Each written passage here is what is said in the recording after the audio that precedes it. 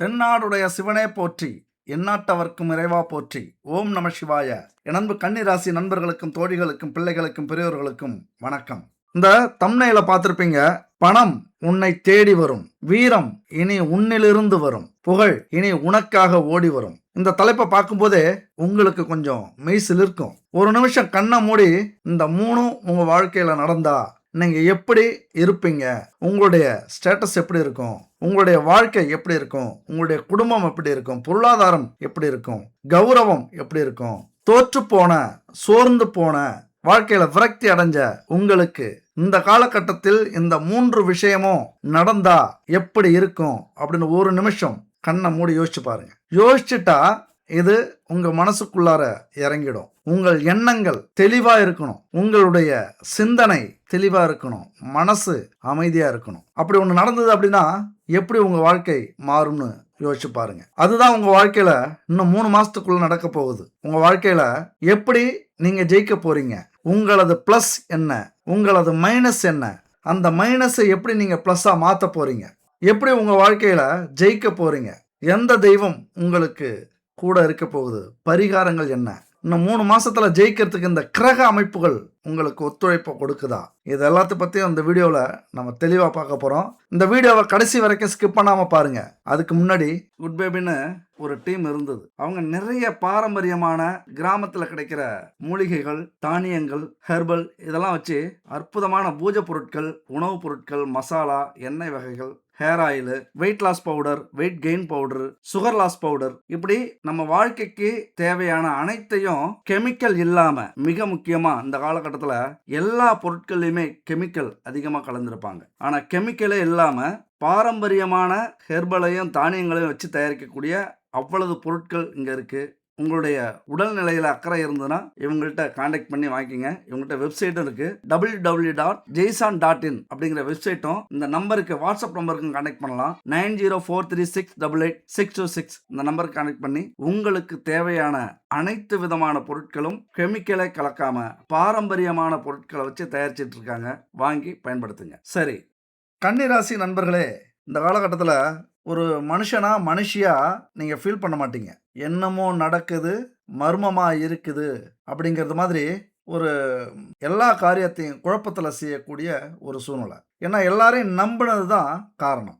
உங்களை சுற்றி இருக்கிறவங்க நிறைய விஷயங்கள் உங்கள்கிட்ட அனுபவிப்பாங்க. இதை நல்லா நீங்கள் புரிஞ்சுக்கணும். இந்த சூழ்நிலைக்கு காரணம் நீங்கள் நம்பியவர்கள், கூட இருந்தவங்க, அன்பையும் ஆசையையும் காதலையும் காமத்தையும் யாருக்கிட்டெல்லாம் நீங்கள் உருகி உருகி கொடுத்தீங்களோ அவங்கெல்லாம் இன்னைக்கு இந்த மரத்தில் பழம் நிறைய தொங்கும் போது குருவிகள், பறவைகள் அந்த மரத்தை வேட்டையாடும். பழமுதிர் காலம் முடிஞ்சதுக்கப்புறம் அந்த பறவைகள்லாம் பறந்து போயிடும். இது அப்படியே உங்கள் வாழ்க்கையில் நீங்கள் நடந்ததை அனுபவிச்சிருப்பீங்க. அதாவது ஒரு எல்லாரையும் நம்புற ஒரு ஜீவன், எல்லாரும் மேலேயும் அன்பு செலுத்துகிற ஒரு ஜீவன். மிக முக்கியமாக ஒரு அன்பை காட்டினாங்கன்னா நீங்கள் 10 அன்பை காட்டுவீங்க. உங்களுடைய அன்பு மிக தூய்மையானதாக இருக்கும். ஒரு பெருமைக்காக சொல்லலை. இந்த வீடியோவை நீங்கள் பார்ப்பீங்க, அடுத்தடுத்தது பார்த்துக்கிட்டே இருப்பீங்க, அல்லது என் மேலே கவனம் செலுத்துவீங்க அப்படிங்கிறதுலாம் இல்லை.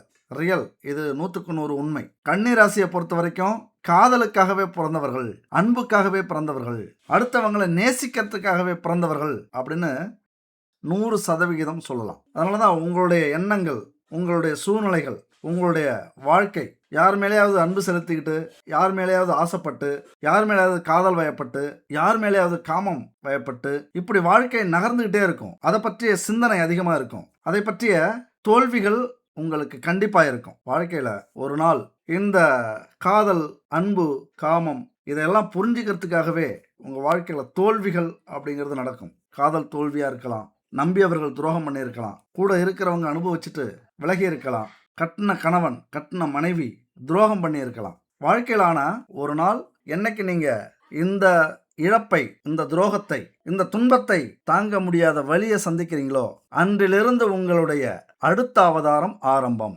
இப்போ புரிஞ்சுதுங்களா எதுக்கு எந்த பாயிண்ட்டுக்கு வரேன் அப்படின்னு?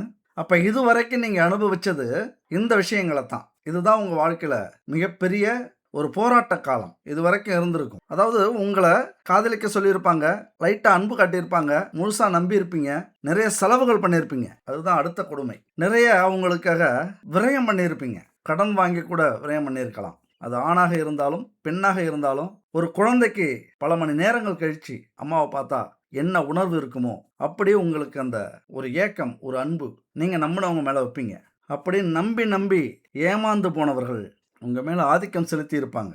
அதாவது கணவன், மனைவி மட்டும் இல்ல, காதலன், காதலி, நண்பர்கள், நண்பி, தொழில் கூட்டாளர்கள், தொழில்ல அதுதான் இன்னும் மிகப்பெரிய வலி. கூட இருக்கிறவங்களுக்கு உதவி செஞ்சு பெரிய சிக்கல்ல மாட்டியிருப்பீங்க. தனி மரமாக அந்த பழமரம் எப்படி பறவைகள் சாப்பிட்டு பறந்து போச்சோ, அது எப்படி நிக்கும்? இன்னொரு 8 மாசத்துக்கு அனாதையா நிக்கும். கவனிப்பாரற்று கிடக்கும். அந்த மாதிரி கன்னிராசி நண்பர்களோ, தோழிகளோ இருந்துடக்கூடாது. மிகப்பெரிய இழப்புகள். பணம் இழந்தா நமக்கு பிரச்சனை கிடையாது. சொத்தை இழந்தா மறுபடியும் அடைஞ்சிடலாம். வீட்டை இழந்தா கவலையப்பட வேண்டிய அவசியம் இல்ல. நகைய அடகு வச்சு யார்ட்டயாவது குடுத்திருந்தா திரும்ப வாங்கிக்கலாம். கிடைக்கலனா கூட பரவால்ல.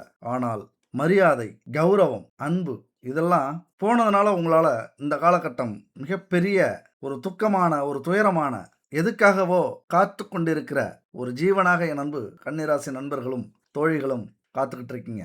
இந்த 3 மாசத்துக்கு உங்களுடைய அவதாரம் ஆரம்பமாகுது. நான் சொன்ன மாரி இந்த பணம், இந்த வெற்றி, இந்த புகழ் உங்களுக்காக கிடைக்க போகுது. முதல்ல உங்கள பத்தி கொஞ்சம் புரிஞ்சுக்கிட்டீங்க அப்படின்னா, அத சரி பண்ணிடுவீங்க. ஆனா நெறைய பேருக்கு அது புரியறதில்ல.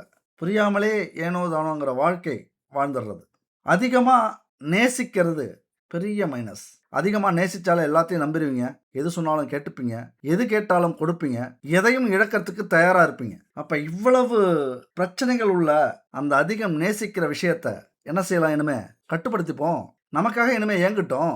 அது யாரா இருந்தான்னா, புருஷனா இருந்தான்னா, பொண்டாட்டியா இருந்தான்னா, அப்பனா இருந்தான்னா, ஆத்தாளா இருந்தான்னா, அண்ணனா இருந்தான்னா, தம்பியா இருந்தான்னா, அக்காவா இருந்தா என்ன, தங்கச்சியா இருந்தான்னா, நண்பர்களாக இருந்தாலும், எதிரிகளாக இருந்தாலும், இனிமே நம்முடைய அன்புக்காக, நம்முடைய பாசத்துக்காக, நம்முடைய உறவுக்காக இனிமே ஏங்கணும், ஏங்க போறாங்க. மனிதர்களை கொண்டாடினீர்கள், புரிந்து கொண்டீர்கள், வாழ்ந்தீர்கள், இழந்தீர்கள் போதும். இதுக்கு மேல அதிகம் நேசிப்பதை விட்டுடலாமா?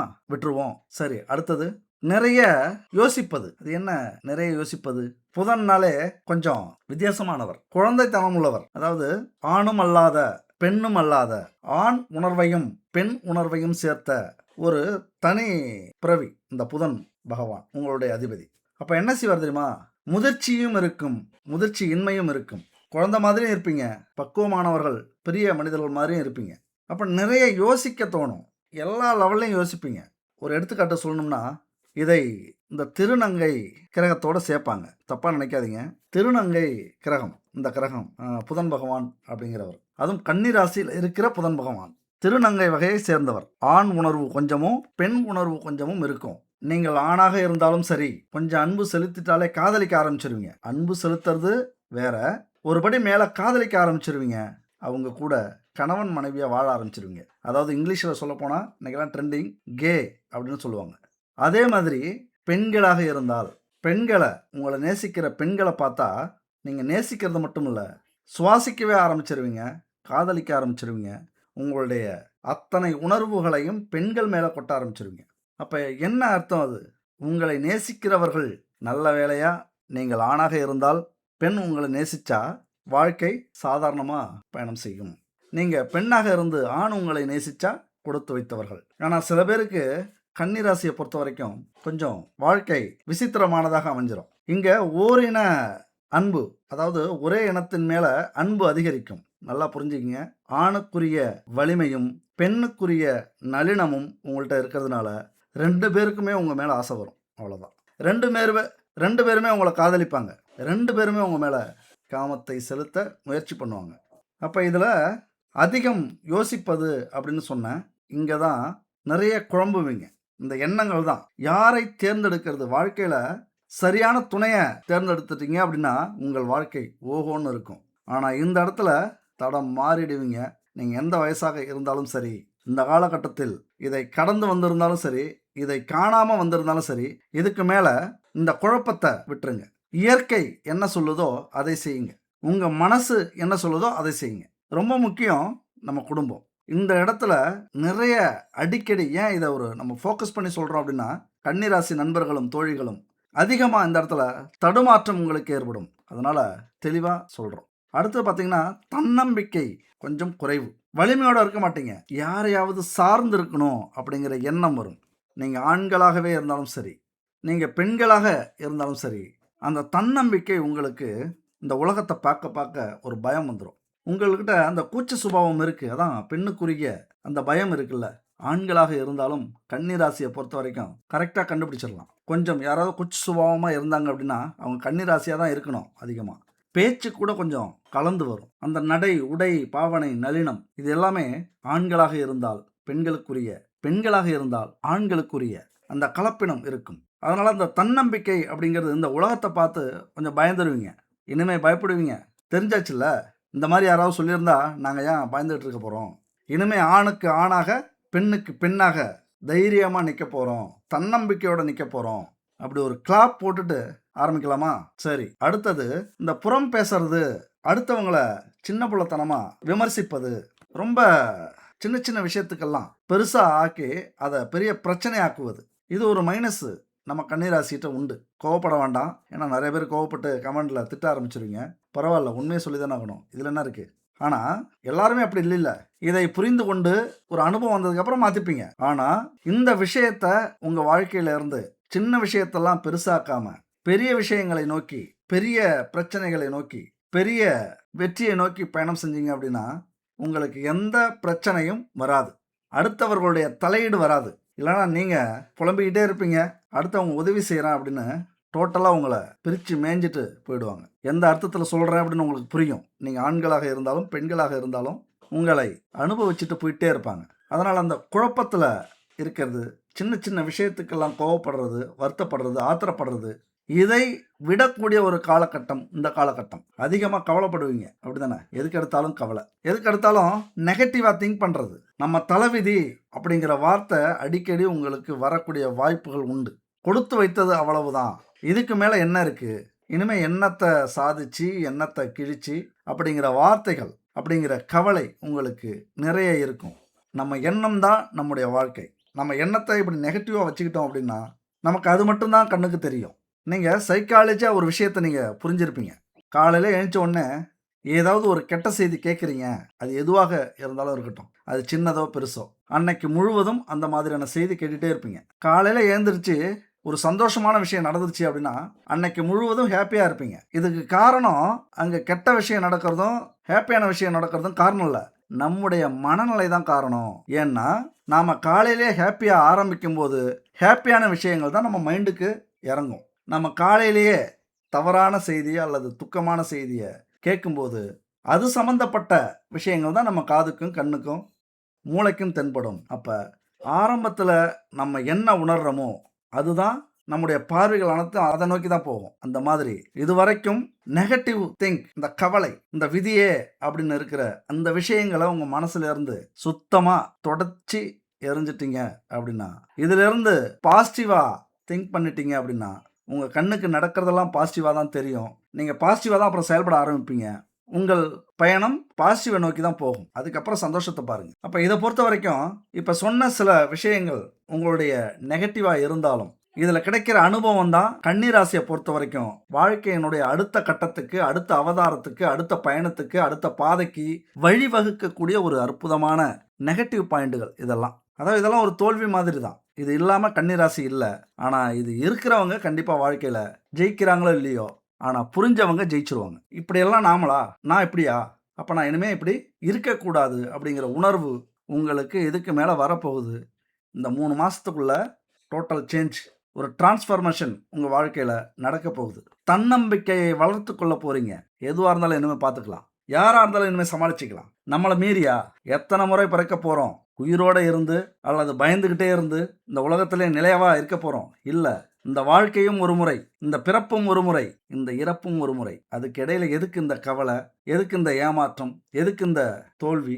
இனிமே தன்னம்பிக்கையோட வாழ முயற்சி செய்ய போறீங்க.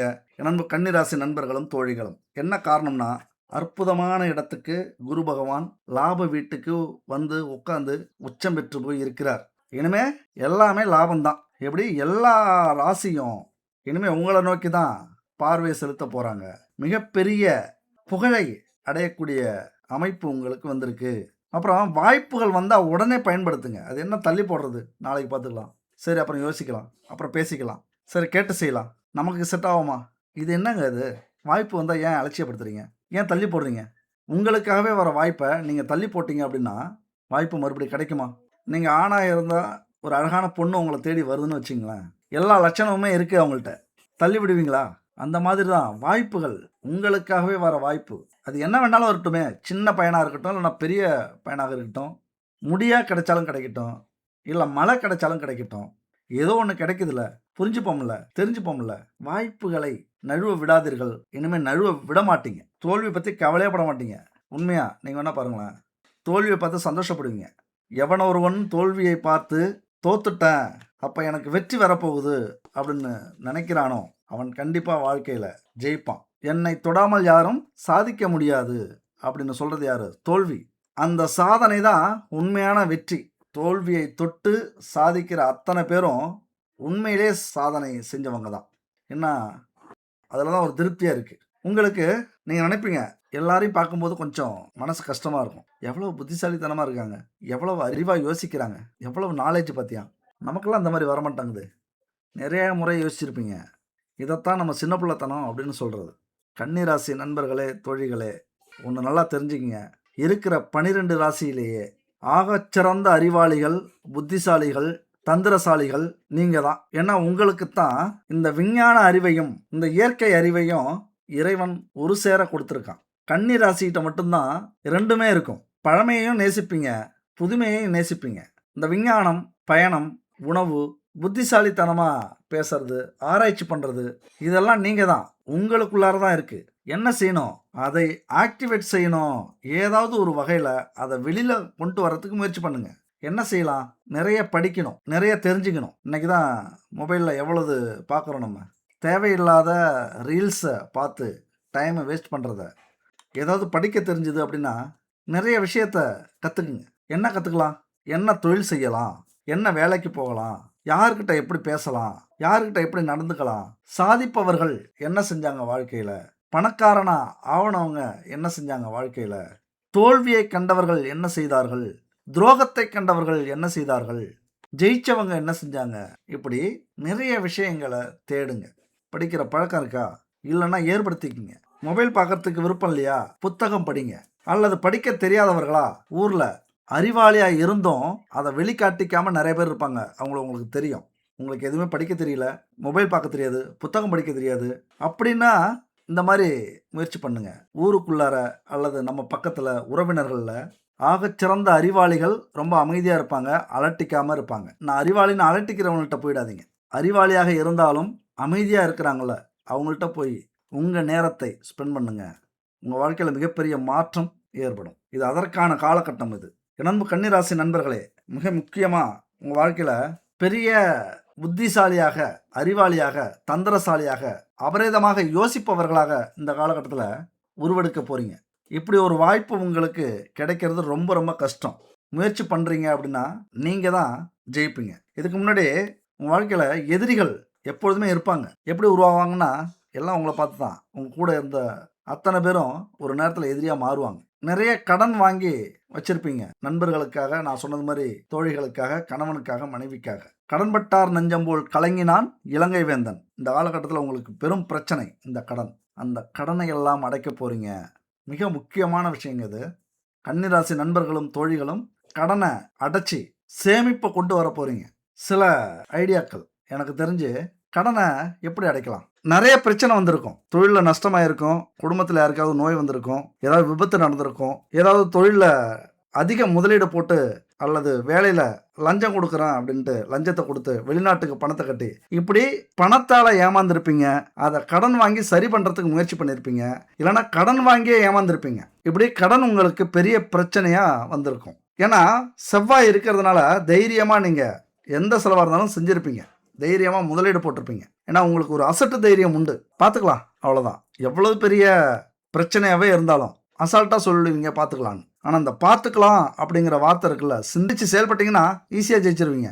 அவசரப்பட்டீங்கன்னா எவ்வளவு முயற்சி பண்ணாலும், எவ்வளவு காலங்கள் ஆனாலும் ஜெயிக்க முடியாது. அதனால் இந்த கடனை கட்டுப்படுத்துறதுக்கு நீங்கள் முயற்சி எடுத்தே ஆகணும். இங்கே நல்லா கவனமாக இதுக்கு மேலே இதை தான் நான் அந்த கடன் விஷயமா பண்ண போகிறேன் அப்படின்னு நீங்கள் முடிவெடுக்கணும். என்னன்னா, தேவையான கடன் வாங்குவேன், தேவையில்லாத கடன் இனிமேல் வாங்கவே மாட்டேன் முடிஞ்ச வரைக்கும் கடன் வாங்காம கடனை அடைக்கிறதுக்கான முயற்சியை செய்வேன். தேவையற்ற செலவுகளை குறைப்பேன். அப்படின்னு நீங்க இந்த கடன் விஷயத்துல சிறந்த முடிவு எடுக்கணும். அதேபோல இந்த முடிவையும் எடுக்கணும் நீங்க. ஒரு காகிதத்துல எழுதுங்க. இது என்ன சின்ன பிள்ளைத்தனமா இருக்கு. காகிதம், பேனா, எழுத்து அப்படின்னு சொல்றீங்களன்னா நினைச்சீங்கன்னா ரொம்ப கஷ்டம். எத்தனை ஆயிரம் கோடியவோ இந்த மாதிரி ஒரு பேப்பர்ல எழுதி அதன்படி நடந்துக்கிட்டு பல பேர் கடனை அடைச்சு இன்னைக்கு கோடீஸ்வரரா மாறி இருக்காங்க. வாழ்க்கையில மிகப்பெரிய மாற்றத்தை இந்த எழுத்தும் பேப்பரும் மாத்தியிருக்கு. அதனால ஒரு பேப்பர்ல எழுதுங்க. யாரிடம் கடன் வாங்கினோம்? எவ்வளவு தொகை வாங்கினோம்? மாத வட்டி எவ்வளவு? முதல்ல எந்த கடனை அடைக்கணும்? எந்த கடன் நமக்கு பெரிய டார்ச்சரா இருக்கு?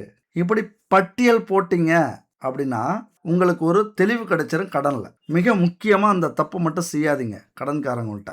கடன்காரங்கள நேரா பார்த்து பேசுறதுக்கு முயற்சி பண்ணுங்க. பெரிய தப்பு பண்றோம் இந்த கடன் விஷயத்துல. ஏன்னா நம்மளை நம்பி பணம் கொடுத்துருக்காங்க. ஏதோ ஒரு வகையில் நம்மளை நம்பிட்டாங்க. அவங்க உழைச்ச பணமோ உழைக்காத பணமோ எப்படியோ அந்த பணத்தை நம்மள்கிட்ட கொடுத்து உதவி பண்ணுறதுக்காக கொடுத்தவங்க. அவங்க ஒரு ஃபோன் எடுத்தாங்கன்னா நம்ம ஃபோன் எடுக்கிறதில்ல. பொய் காரணம் சொல்கிறது, எங்கேயாவது ஓடி மறையிறது அல்லது ஊரை விட்டு ஓடுறது, பார்க்கும்போதெல்லாம் மறைஞ்சு ஒதுங்கிறது. நீங்கள் மறையிறதும் அவங்களுக்கு தெரியும். ஃபோனை ஏன் எடுக்க மாட்டேங்கிறீங்க அப்படிங்கிறதும் தெரியும். ஏதாவது காரணம் சொன்னால் பொய் காரணம் சொல்கிறீங்க அப்படின்னு தெரியும். ஆனால் அதையும் மீறி பொறுமையாக இருப்பாங்க. ஏன்னா எடுத்தோம் கவிழ்த்தோன்னு பேசிடக்கூடாது அப்படின்னு முடிஞ்ச வரைக்கும் நிறைய கடன்காரங்களை பார்த்துருக்கோம். பொறுமையாக இருந்திருக்காங்க. இப்படிலாம் பண்ணிங்கன்னா இன்னும் உங்கள் நிலைமை மோசமாக தான் மாறும். அதுக்கு பதிலாக நேராக பேசலாம் அவங்கள்ட்ட. இப்போ என்னால் முழு தொகையும் கொடுக்க முடியல, ஆனால் மாதம் கொடுக்கறதுக்கு முயற்சி பண்ணுறேன், கொஞ்சம் வாங்கிக்கிங்க. இல்லை 3 மாதத்துக்கு ஒரு டைம் இல்லைனா 6 மாதத்துக்கு ஒரு டைம் கொடுக்குறேன். இப்போ கொஞ்சம் விட்டு பிடிங்க. இது வரைக்கும் அலட்சியமாக இருந்துட்டேன், இப்போ ஒரு முடிவு எடுத்திருக்கேன். எப்படி?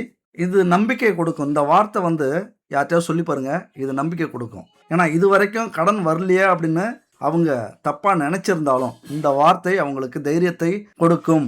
இது வரைக்கும் நான் அலட்சியமாக இருந்துட்டேன், வேலை செட் ஆகலை, தொழில் நஷ்டமாயிடுச்சு, ஆனால் இப்போ ஒரு சரியான முடிவு எடுத்திருக்கேன், ஒரு சரியான எனக்கு பொருத்தமான வேலைக்கு போக போகிறேன், துறையை தேர்ந்தெடுத்திருக்கேன், இன்னும் 3 மாதத்துலேயோ 6 மாதத்துலேயோ சரியாயிடும், கண்டிப்பாக உங்கள் பணத்தை நான் ஏமாற்ற மாட்டேன், கொடுத்துருவேன், இது வரைக்கும் பொறுத்தது மாதிரி கொஞ்சம் பொறுத்துக்குங்க, கொஞ்சம் கால அவகாசம் கொடுங்க அப்படி மட்டும் கேட்டு பாருங்களேன். உங்களை உண்மையாக நம்புவாங்க. நீங்கள் நேர்மையாக சொல்கிற பதிலை உண்மையாக நம்புவாங்க. அப்படியே உங்களுக்கு உங்கள் அதிர்ஷ்டத்தில் அந்த வாய்ப்பை கொடுத்துட்டாங்க அப்படின்னா அடுத்த விஷயத்தை நீங்கள் என்ன தெரியுமா செய்யணும்? முதல்ல சின்ன தொகையை, சின்ன கடனை அடைக்கிறதுக்கு முயற்சி பண்ணுங்க. உதாரணத்துக்கு 10,000 இல்லைனா 25,000 இல்லைனா 50,000 இல்லைனா 2 லட்சம் இந்த வரிசையில் உங்களுக்கு கடன் இருக்குன்னு வச்சுங்களேன். முதல்ல 10,000 கடனை அடைங்க, அடுத்தது 25,000 கடனை அடைங்க. இப்படி ஒரு கடனை அடைச்சிட்டு இன்னொரு கடனுக்கு போறீங்க அப்படின்னா கொஞ்சம் மன அழுத்தம் குறையும். இந்த 2 லட்சத்தில் நீங்கள் கடனை கொடுக்குறீங்க அப்படின்னா இந்த 4 கடனுடைய மன அழுத்தமும் உங்களுக்கு இருந்துக்கிட்டே இருக்கும். 4 பேரும் உங்களை ஃபோக்கஸ் பண்ணிக்கிட்டே இருப்பாங்க. இப்போ சின்ன கடன் அடைக்கிறீங்கன்னா ஒருத்தர் அவரை பற்றி கவலைப்பட வேண்டியதில்லை, அவர் மைனஸ் ஆகிடுவார். அவருடைய எண்ணம் நம்மளை தப்பாக நினைக்காது. இரண்டாவது கம்மியான அமௌண்ட் இருக்கா, அதை முடியுங்க. இப்படி உங்களுக்கு ஈஸியாக இருக்கும். ஒருத்தவங்களா சின்ன அமௌண்ட்டாக முடிச்சுட்டு வரும்போது பெரிய அமௌண்ட்டாக இருந்தால் கூட சரி இதையும் முடிக்கலாங்கிற நம்பிக்கை வந்துடும் உங்களுக்கு. அந்த நம்பிக்கையை உங்களை ஈஸியாக வழி நடத்தும். ஈஸியாக கடனை அடைச்சிருவீங்க, மன அழுத்தம் குறையும். அடுத்தது இன்னொரு தப்பை எல்லாரும் பண்ணுறோம். பழைய கடனை அடைக்கிறதுக்கு புதிய கடனை நம்ம வாங்குகிறோம். இதை நம்ம பல பேர் செய்கிறோம். இதைத்தான் நம்ம செய்யவே கூடாது. இங்கே தான் நம்ம தடுமாறிடுறோம். ஏன்னா ஒரு கடனை வாங்கி இன்னொரு கடனை அடைக்கும் போது நமக்கு தைரியம் அதிகமாகிடும், அலட்சியம் அதிகமாகிடும்.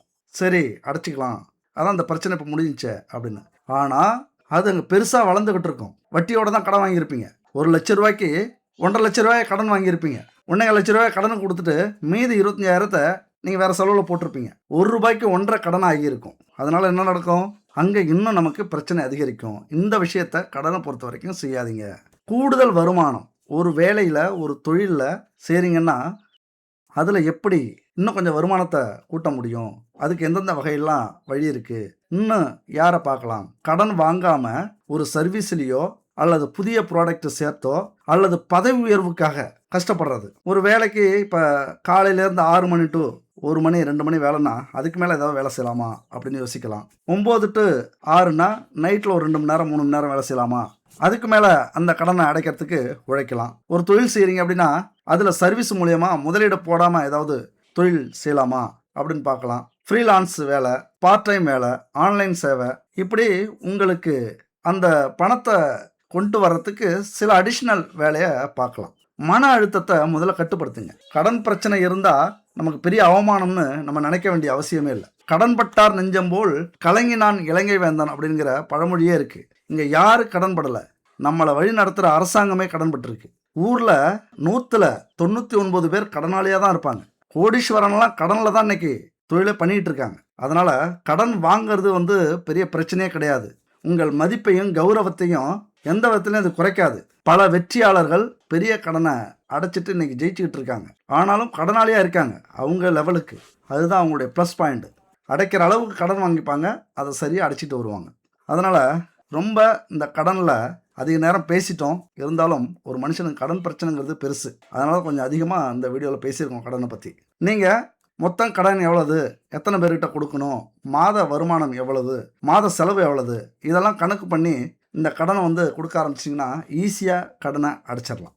சரி, உங்களை பொறுத்த வரைக்கும் மிக முக்கியமாக நான் சொன்னதெல்லாம் கொஞ்சம் முத்தி போயிடுச்சு, அதாவது அதிகமாகிடுச்சு, எங்களால் மீண்டு வர முடியல அப்படின்னு சொல்கிறவங்களும் உண்டு. நீங்கள் சொல்கிறதெல்லாம் சரியாக தான் இருக்குது, ஆனால் ஈஸியாக மீண்டு வாங்கன்னு சொல்கிறீங்க. ஆனால் சொல்கிறதுக்கு நல்லாயிருக்கும், செய்யறதுக்கு முடியுமா அப்படின்னு யோசிப்பீங்க. அதுக்கு ஒரே வழிதான், நாங்களும் இல்லை நீங்களும் இல்லை, இறைவன் தான். ஆன்மீக சிந்தனையை வளர்த்துக்குங்க. ஆன்மீக ஸ்தலத்துக்கு போயிட்டு வாங்க. எப்பொழுதுமே உங்களுக்கு பிடிச்ச தெய்வத்தை மனசில் நினச்சிக்கிட்டு தொடர்ந்து நீங்கள் சாதிக்கிற வரைக்கும் ஏதாவது ஒரு விஷயத்த ஆன்மீகத்தில் செய்யுங்க.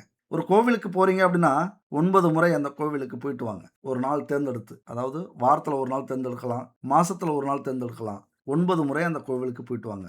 வீட்டில் ஏதாவது பரிகாரம் பண்ணுறீங்க அப்படின்னா 9 கிழமைகளோ அல்லது 9 வாரமோ அல்லது 27 வாரமாக இருக்கலாம், 108 நாட்களாக இருக்கலாம். இப்படி எதையாவது தொடர்ந்து செஞ்சீங்க அப்படின்னா கண்டிப்பாக உங்கள் வாழ்க்கையில் மாற்றம் நடக்கும். உங்களுடைய கவனம் எப்படி தெரியுமா, ஏதாவது செஞ்சுக்கிட்டே இருப்பீங்க. ஒரு கோவிலுக்கு போவீங்க, ஒரு 2 டைம் 3 டைம் போவீங்க, திடீர்னு சோர்ந்து போயிடுவீங்க. இதனால் எந்த பிரயோஜனமும் இல்லை போல அப்படின்னு. அதாவது நல்லா புரிஞ்சுக்கிங்க, நாம் எந்த பாதை வேணாலும் நோக்கி போகலாம், ஆனால் நமக்காக ஏதோ ஒரு தெய்வம் காத்திருக்கு. அது எதுவாக இருந்தாலும் இருக்கலாம். உங்களை சோதிக்குது. ஒரு விஷயத்த 2 முறை செய்கிறீங்களா, 10 முறை செய்கிறீங்களா, அல்லது 27 முறை செய்கிறீங்களா, விடாமுயற்சி பண்ணிக்கிட்டே இருக்கீங்களா, அந்த தெய்வம் உங்களை தூக்கிவிட போகுது. அது குலதெய்வமாக இருக்கலாம், இஷ்ட தெய்வமாக இருக்கலாம், நவக்கிரகங்களாக இருக்கலாம், 30 முக்கோடி தேவர்களாக இருக்கலாம், நம்மை படைத்த இறைவனாக இருக்கலாம், ஈசனாக இருக்கலாம். ஆனால் உங்களை பொறுத்த வரைக்கும் தொடர்ச்சியாக செஞ்சீங்க அப்படின்னா அந்த இறைவனுக்கே உங்களை பிடிக்கும். அதுக்கு மேலே உங்களை அசைக்கிறதுக்கு யாராலையும் முடியாது.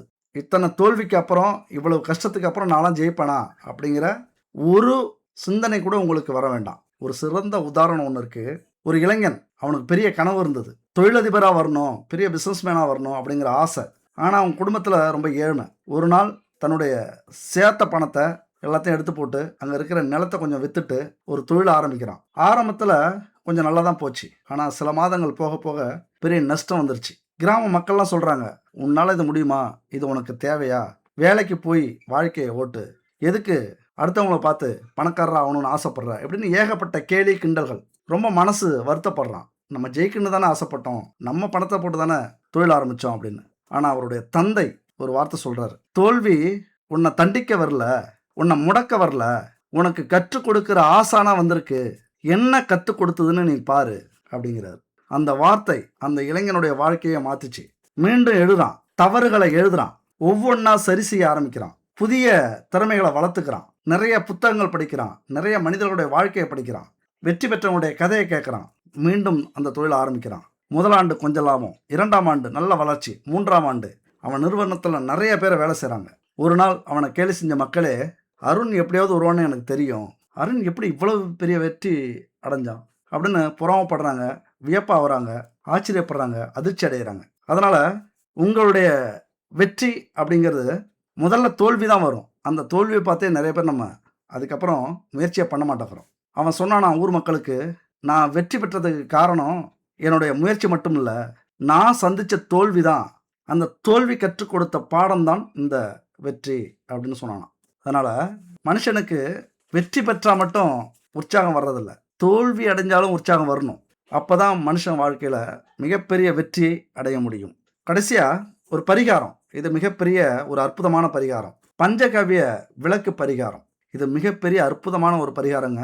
வீட்டில் இருக்கிற எதிர்மறை சக்திகளை குறைக்கும், கடன் தொல்லை குறையும், தொழில் பணவரவு அதில் இருக்கிற தடை நீங்கும், குடும்ப ஒற்றுமை அதிகரிக்கும், மன அமைதி, தெய்வ அருள் கிடைக்கும். குலதெய்வத்தின் அருள் கண்டிப்பா கிடைக்கும். செவ்வாய் தோஷம் இருந்ததுன்னா நீங்கும். தைரியம் அதிகரிக்கும். மகாலட்சுமி அருள் கிடைக்கும். பணவரவு, அமாவாசை பௌர்ணமி அன்னைக்கு பித்ரு தோஷம் நீங்கும்.